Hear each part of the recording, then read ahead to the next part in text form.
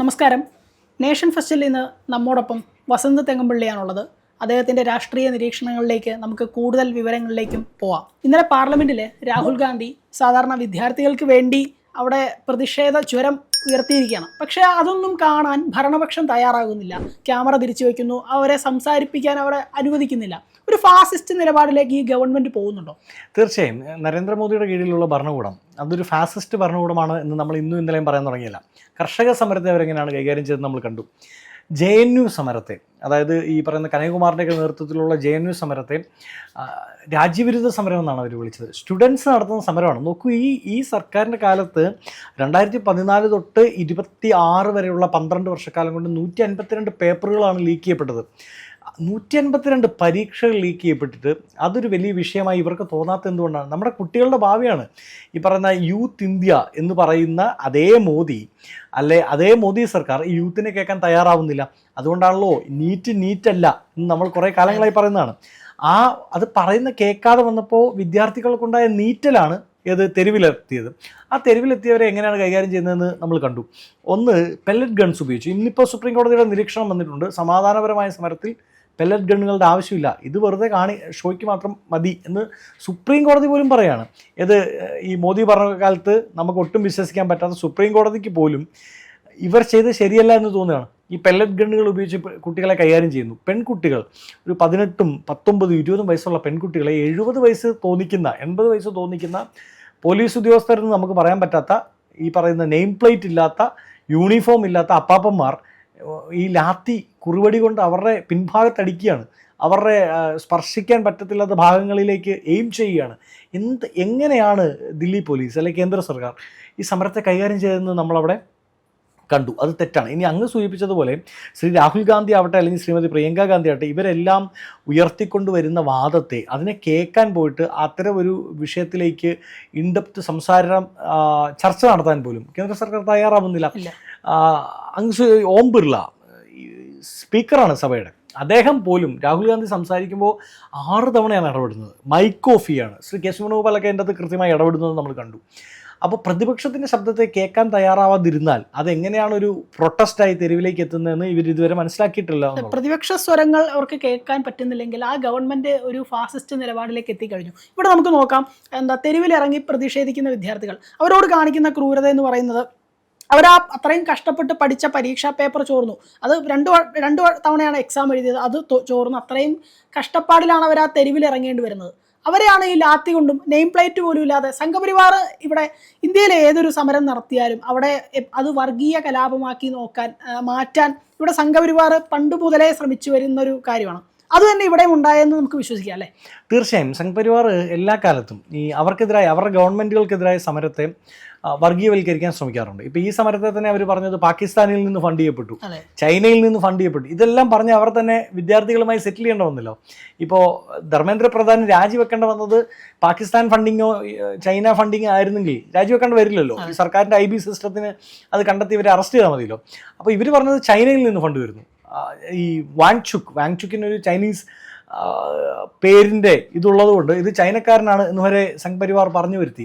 പക്ഷേ യഥാർത്ഥത്തിൽ ഇത് ജനത്തിനുണ്ടായ, വിദ്യാർത്ഥികൾക്കുണ്ടായ പ്രതിഷേധമാണ്. ആ പ്രതിഷേധത്തെ അഡ്രസ്സ് ചെയ്യാൻ കേന്ദ്ര സർക്കാരിന് സാധിക്കാത്തതുകൊണ്ടാണ് ഇപ്പോൾ ഇദ്ദേഹത്തിന് രാജിവെക്കേണ്ടി വരുന്നത്. ധർമ്മേന്ദ്ര പ്രധാന് രാജിവെക്കേണ്ടി വരും. പ്രധാൻ രാജിവെച്ചിട്ട് ആരാണ് വരുന്നത്? പ്രഹ്ലാദ് ജോഷിയാണ്.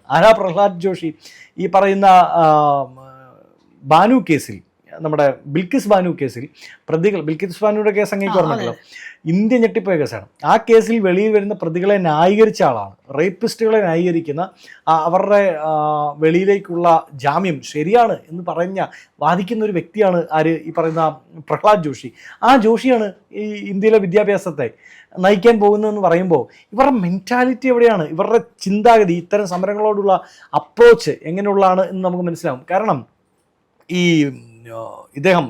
നമ്മുടെ പ്രധാൻ രാജിവെക്കണമെന്ന് വിദ്യാർത്ഥികളോ കോൺഗ്രസോ ആവശ്യപ്പെട്ടത് പ്രധാൻ മാറുക എന്നതിനപ്പുറത്ത് ആ സംവിധാനത്തിൻ്റെ രീതി മാറുക എന്നുള്ളതാണ്. പക്ഷെ ആ രീതി മാറ്റാൻ കേന്ദ്രം തയ്യാറാവുന്നില്ല, BJP തയ്യാറാവുന്നില്ല. അതുകൊണ്ടാണ് പ്രഹ്ലാദ് ജോഷിയെ വെക്കുന്നത്. പകരം എത്രയോ മിടുക്കരായ ആൾക്കാർ അവിടെ തന്നെ ഉണ്ടായിരുന്നു. BJPയിൽ തന്നെ നമുക്ക് ചൂണ്ടിക്കാണിക്കാൻ പറ്റുന്ന കേന്ദ്രമന്ത്രിസഭയിലുള്ള എഡ്യൂക്കേഷനിസ്റ്റുകളായിട്ടുള്ള കുറേ പേരുണ്ട്. അവരെ ആരെയും പരിഗണിക്കാതെ ഈ പറയുന്ന പ്രഹ്ലാദ് ജോഷിയിലേക്ക് എത്തിയത് അതൊരു മെസ്സേജാണ്. ഞങ്ങൾ മാറാൻ ഉദ്ദേശിക്കുന്നില്ല, ഞങ്ങൾക്ക് മാറ്റി ചിന്തിക്കാൻ താല്പര്യമില്ല എന്ന് കേന്ദ്രം കാണിക്കുന്നതിൻ്റെ ഉത്തരവാണ്. ഇപ്പോൾ ഇന്ത്യയിൽ ഒരു 50% യുവത്വങ്ങളാണ്. അപ്പോൾ യുവത്വം തെരുവിലിറങ്ങിയത് കൊണ്ടാണ് ഇവിടെ ധർമ്മേന്ദ്ര പ്രധാന് രാജിവെക്കേണ്ട ഒരു അവസ്ഥ വന്നിട്ടുള്ളത്. അപ്പോൾ അത്തരം സാഹചര്യത്തിൽ നോക്കുകയാണെങ്കിൽ ഇവിടെ നമ്മൾ കഴിഞ്ഞ ദിവസം കണ്ടു ഉത്തർപ്രദേശിൽ അവിടെ പ്രതിഷേധം ഉണ്ടായിരുന്നു. അടിസ്ഥാന സൗകര്യങ്ങൾക്ക് വേണ്ടി അവിടെ ജൻ ആൽഫയാണ് ഇറങ്ങിയിട്ടുള്ളത്, ഇവിടെ ജെൻസി ഇറങ്ങേണ്ടി വന്നു.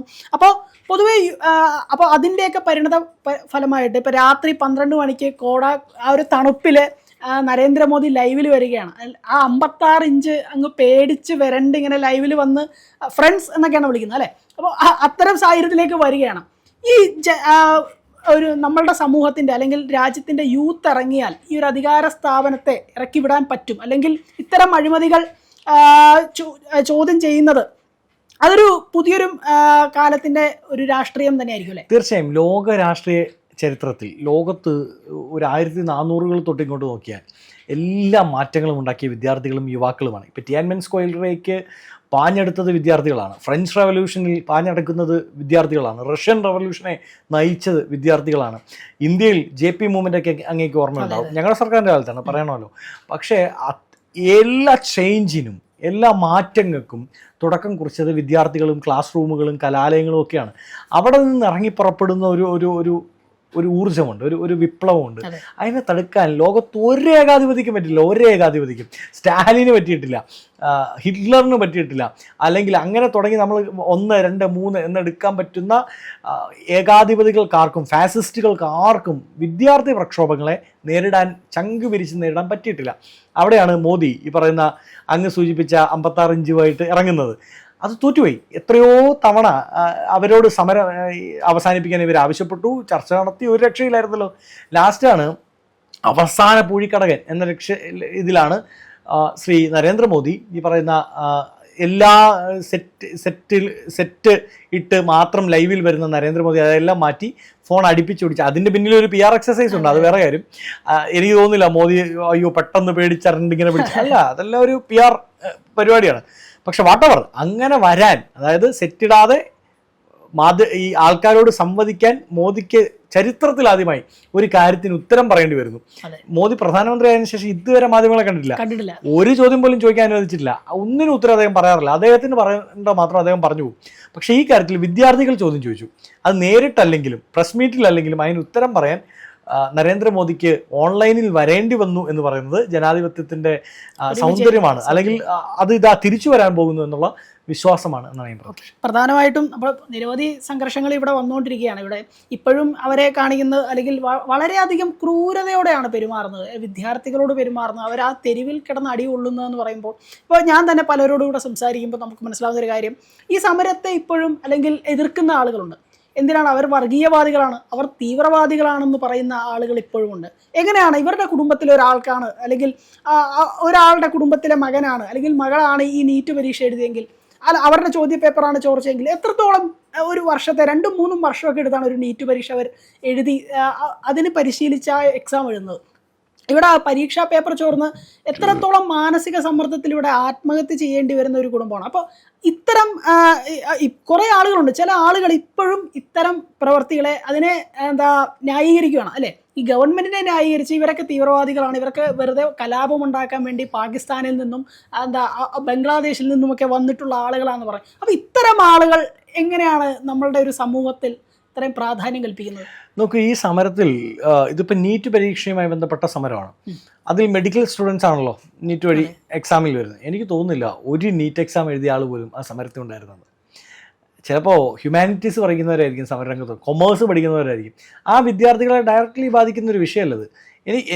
എൻ്റെ പേഴ്സണൽ ചിന്തയാണ് കേട്ടോ. എനിക്ക് തോന്നുന്നില്ല നീറ്റ് എക്സാം എഴുതിയ ആരെങ്കിലും ഉണ്ടെങ്കിൽ തന്നെ ആ സമരത്തിൻ്റെ ഒരു 10% കൂടുതൽ നീറ്റ് എക്സാം എഴുതിയവരോ അല്ലെങ്കിൽ ആ ബാക്ക്ഗ്രൗണ്ടിൽ നിന്ന് വരുന്നവരോ ഇല്ല. ഡയറക്റ്റ്ലി ബാധിക്കുന്നവരല്ല ആ സമരത്തിലുള്ളത്, ഇൻഡയറക്റ്റ്ലി ബാധിക്കുന്നവർ. ഇത് ഞങ്ങളുടെ ജനാധിപത്യത്തിൻ്റെ പ്രശ്നമാണ് എന്ന ബോധ്യമുണ്ടാവുന്ന യുവത. നോക്കൂ, ഇപ്പോൾ ഞാനും അങ്ങുമൊക്കെ ഈ സമരത്തോട്, അങ്ങ് നീറ്റ് എക്സാം എഴുതുന്ന ആളല്ല, ഞാനുമല്ല, ഞാൻ ലോയറാണ്, അങ്ങനൊരു ജേർണലിസ്റ്റാണ്. പക്ഷെ നമ്മൾ പോലും ആ സമരത്തിൽ പങ്കുചേരാൻ ആഗ്രഹിക്കുകയാണ്. അവസരം ഉണ്ടായിരുന്നെങ്കിൽ നമ്മൾ പങ്കുചേരുകയും ചെയ്യും. അപ്പോൾ അതെന്തുകൊണ്ടാണ്? നമ്മളെ സംബന്ധിച്ച് ഇത് നമ്മുടെ ജനാധിപത്യം സംരക്ഷിക്കപ്പെടേണ്ട, അത് അങ്ങനെ തന്നെ നിൽക്കേണ്ടതിൻ്റെ ബോധ്യം നമ്മുടെ ഉള്ളിലുള്ളതുകൊണ്ടാണ്. ആ യുവതയിലാണ് നമ്മുടെ പ്രതീക്ഷ. എത്ര മനോഹരമായിട്ട് കുട്ടികൾ സമരം ചെയ്തത്. ഈ ദില്ലി പോലീസ് ആദ്യം ചെയ്തതെന്ന് വെച്ചാൽ ഇവരെ അടിച്ചൊതുക്കാൻ നോക്കി, നടന്നില്ല. ഇവര് പോലീസ് അടിക്കാൻ വരുമ്പോൾ ഇവർ ജനഗണമന പാടുകയാണ്. അറ്റൻഷൻ നിൽക്കാതെ വല്ല വഴിയുണ്ടോ? കാര്യം ഫുൾ ക്യാമറയിലാണ്. ദേശസ്നേഹത്തിന്റെ വലിയ ആൾക്കാരാണല്ലോ, മൊത്തക്കച്ചവടക്കാരാണല്ലോ ഇവർ. അപ്പം ഞങ്ങളാണെന്നല്ലോ പറഞ്ഞത്. അപ്പോൾ ജനഗണ പാടുമ്പം അറ്റൻഷൻ നിൽക്കാതെ പോലീസിന് വരില്ല. അപ്പോൾ അങ്ങനെ അവരെ കൈകാര്യം ചെയ്തു. രണ്ടാമത് ഇവർ ഹോസ്പിറ്റലുകളിലേക്കുള്ള വഴി അടച്ചു. ഹോസ്പിറ്റലുകളിൽ ഇങ്ങനെ ഈ പ്രൊട്ടസ്റ്റേഴ്സിനെ കയറ്റരുത് എന്ന് ഇൻഡയറക്ട്ലി പറഞ്ഞു. അപ്പോൾ ഇവിടെ വന്ന ഡോക്ടർമാർ, നേഴ്സുമാർ ഇവരെല്ലാം കൂടെ ചേർന്ന് അതിൻ്റെ ഉള്ളിൽ ഒരു ടർപ്പം വലിച്ചു കെട്ടിയിട്ട് ഹോസ്പിറ്റൽ ഉണ്ടാക്കി ഈ വിദ്യാർത്ഥികൾക്ക് വേണ്ടി. രണ്ട്, ഫുഡ് അവിടെ വെച്ച് പാകം ചെയ്യാൻ പറ്റില്ല എന്ന് പറഞ്ഞു. കാര്യം ഒന്ന്, ഡൽഹിയുടെ ഈ പറയുന്ന അന്തരീക്ഷ മലിനീകരണത്തിന്റെ പ്രശ്നമുണ്ട്, അത് ഉയർത്തിക്കൊണ്ട് ഇതിനെ അടിച്ചത്. ഉടനെ ഈ കേരളത്തിൽ നിന്ന് ഇപ്പോൾ എറണാകുളത്തോ കോട്ടയത്തോ നിങ്ങൾക്ക് ആൾക്കാർ സൊമാറ്റോയിലും സ്വിഗ്ഗിയിലും ഓർഡർ ചെയ്യാൻ തുടങ്ങി. അപ്പം ഇവിടെ നിന്ന് പോലും ആ സമരത്തിന്റെ ഭാഗമായി പലരും അണിചേർന്നു. അത് എത്ര മനോഹരമായി ആ കുട്ടികൾ ആ സമരത്തെ കൈകാര്യം ചെയ്തു എന്നതിന്റെ അങ്ങ് പറയുമ്പോഴാണ് നമ്മൾ മനസ്സിലാക്കുന്നത്. ഇപ്പോൾ ഈ ചില ഓൺലൈൻ ഇൻഫ്ലുവൻസേഴ്സ് ഉണ്ടായിരുന്നു, അവർ പറഞ്ഞ കാര്യം എന്ന് പറഞ്ഞാൽ, നിങ്ങൾക്ക് വിശക്കുന്നുണ്ടോ, നിങ്ങൾക്ക് വെറൈറ്റി ഫുഡുകൾ കഴിക്കണമോ, എന്നാൽ നിങ്ങൾ നേരെ ഡൽഹിയിലേക്ക് വിടുക, ആരെങ്കിലും ചോദിച്ചാൽ CJP സിന്ദാബാ എന്ന് വിളിച്ചാൽ മതി എന്നൊക്കെയാണ് പറയുന്നത്. അപ്പോൾ ഇപ്പോഴും യുവത്വം ഈ നാടിന് വേണ്ടി ഇറങ്ങുമ്പോഴും ഒരു അരാഷ്ട്രീയത വൽക്കരിക്കുന്ന അല്ലെങ്കിൽ അരാഷ്ട്രീയത പറയുന്ന ഒരു യുവജനങ്ങൾ ഇപ്പോഴും മൗനം പാലിക്കുകയാണ്. എന്തുകൊണ്ടാണ് ഈ അരാഷ്ട്രീയത ഇവരിൽ നിന്ന് ഇപ്പോഴും രാഷ്ട്രീയത്തിലേക്ക് കടക്കാതെ അല്ലെങ്കിൽ നിലപാട് പറയാൻ മടിക്കുന്നത് എന്തുകൊണ്ടാണ്? അതിൻ്റെ ഉത്തരം ഈ CJPയുടെ നായകൻ ശ്രീ അഭിജിത്ത് ദീപ് കെ പണ്ട് രാഹുൽ ഗാന്ധി ഈ കാശ്മീരം തൊട്ട് കന്യാകുമാരി തൊട്ട് കാശ്മീരം വരെ ഒരു യാത്ര നടത്തിയിരുന്നു, ഭാരത് ജോഡോ. ആ യാത്രയിൽ അദ്ദേഹം ഉന്നയിച്ച ഒരു വിഷയം എക്സാം പേപ്പർ ലീക്കായിരുന്നു. ആ യാത്രയിൽ അദ്ദേഹം ഉന്നയിച്ച ഒരു വിഷയം ഈ രാജ്യത്തെ ജനാധിപത്യം സംരക്ഷിക്കണം, മതേതരത്വം സംരക്ഷിക്കണം. വളരെ ജനപിന്തുണ കിട്ടി. പക്ഷേ അഭിജിത്ത് ദീപ് കെ അന്ന് ട്വിറ്ററിൽ കുറിച്ചു, ഇത് വെറും ഒരു ട്രാവൽ ലോഗ് മാത്രമാണ്, ഇത് ഒരു തരത്തിലും രക്ഷപ്പെടാൻ പോകുന്ന സമരമാർഗ്ഗമല്ല എന്ന് പറഞ്ഞ് രാഹുൽ ഗാന്ധിയെ കളിയാക്കിയ ആളാണ് ദീപ് കെ. പക്ഷേ ആ ദീപ് കെക്ക് ഒരു വിഷയം ഉണ്ടായപ്പോൾ രാഹുൽ ഗാന്ധി വരേണ്ടി വന്നു. അപ്പോൾ ഇതിൽ ഒരു പഴഞ്ചൊല്ലുണ്ട്. ആദ്യം അവർ സോഷ്യലിസ്റ്റുകളെ തേടി വന്നു, ഞങ്ങൾ മിണ്ടിയില്ല. പിന്നീട് അവർ ഗാന്ധിയന്മാരെ തേടി വന്നു, ഞങ്ങൾ മിണ്ടിയില്ല. പിന്നീട് അവർ ക്രിസ്ത്യാനികളെ തേടി വന്നു, ഞങ്ങൾ മിണ്ടിയില്ല. അവസാനം അവർ ആരെ തേടി വന്നു? ഞങ്ങളെ തേടി വന്നു. ആ സമയത്ത് ഞങ്ങൾക്ക് വേണ്ടി സംസാരിക്കാൻ ആരും ഉണ്ടായിരുന്നില്ല. അതാണ് ഈ അരാഷ്ട്രീയവാദികളായ, രാഷ്ട്രീയത്തോട് താല്പര്യമില്ല എന്ന് മേന്മ പറയുന്ന ഈ പൂക്കി കുട്ടികളുണ്ടല്ലോ, എല്ലാവരും ഒന്നും അങ്ങനെയല്ല, കുറച്ച് പേർ. അവരോട് എനിക്ക് പറയാനുള്ളത്, ഇന്നവർ നീറ്റിനെ തേടി വന്നു, മെഡിക്കൽ സ്റ്റുഡൻസിനെ തേടി വന്നു, രാജ്യത്തെ സ്റ്റുഡൻസിനെ തേടി വന്നു. നിങ്ങൾ മിണ്ടാതിരുന്നാൽ നാളെ അവർ നിങ്ങളെ തേടി വരുമ്പോൾ നിങ്ങൾക്ക് വേണ്ടി സംസാരിക്കാൻ ആരും ഉണ്ടാവില്ല.